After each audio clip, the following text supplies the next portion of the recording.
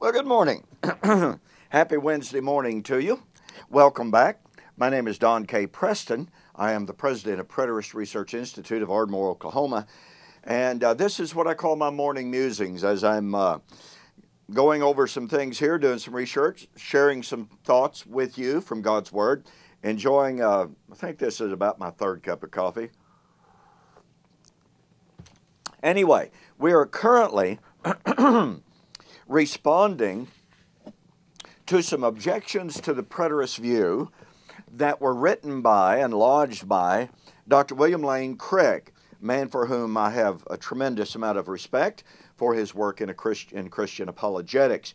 Now, he was specifically addressing the preterism of N.T. Wright, Craig, Barrett, and some other modern writers, which would be known as partial preterism. But obviously, his objection would apply to the full preterist view.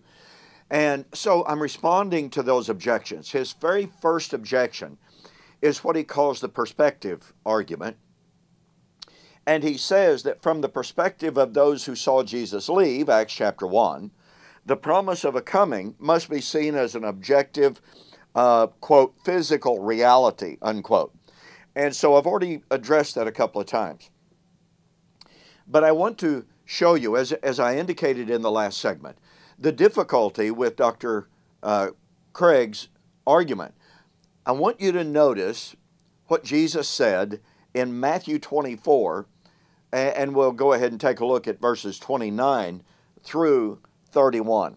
Immediately after the tribulation of those days, said Jesus, and that's the tribulation leading up to the fall of Jerusalem in AD 70.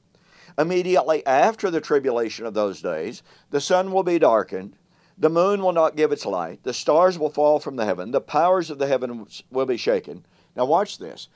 Then the sign of the Son of Man will appear in the heaven, and then all the tribes of the earth will mourn, and they will see the Son of Man coming on the clouds of heaven with power and great glory.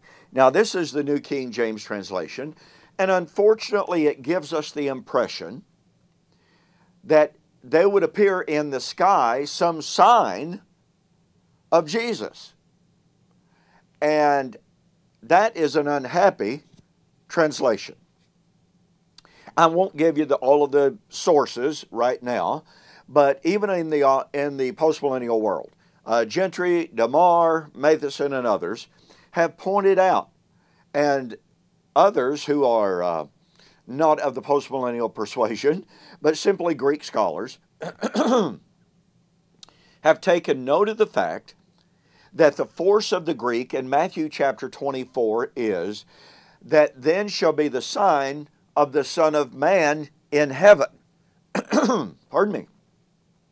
In other words, the events that they would witness, those optical events that they would witness, would be the sign that Christ was enthroned in heaven, operating, functioning as King of Kings, Lord of Lords.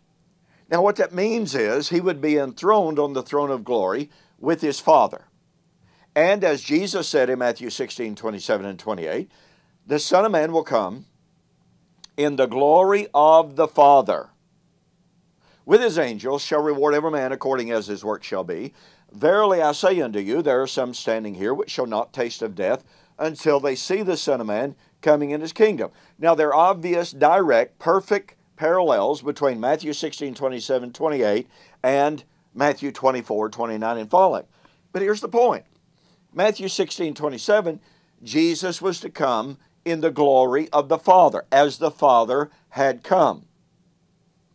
Just like in John 5, 19 and following, Jesus said, from henceforth the Father judges no one, has committed all judgment to the Son, so that all men might honor the Son as they honor the Father. The Son can do nothing of himself, but what he sees the Father do, he will do likewise. Greek word homoios. So Jesus said he could operate and do nothing except what he had seen the Father do. The Father had committed all judgment to him. He had seen the Father act in judgment many, many, many times in the past. When he would be enthroned in glory and receive that judgment prerogative, he would act in judgment as the Father had acted.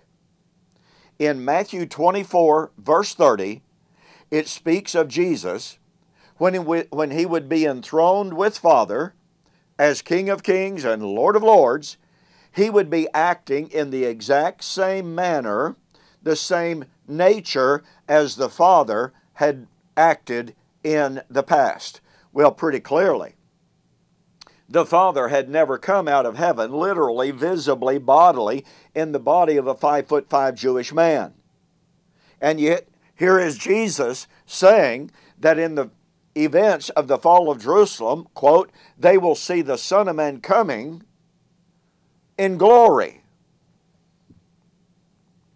So when we put all of this together, it is really a prima facie rejection of Dr. William Lane Craig's rejection of preterism, because his emphasis is on Jesus acting as a man instead of Jesus coming in the glory of the Father, enthroned with the Father, acting in the same way as the Father had acted before, and that those physical events leading up to and consummating in the fall of Jerusalem in AD 70 would be the sign of the Son of Man enthroned in heaven as the King of Kings and the Lord of Lords.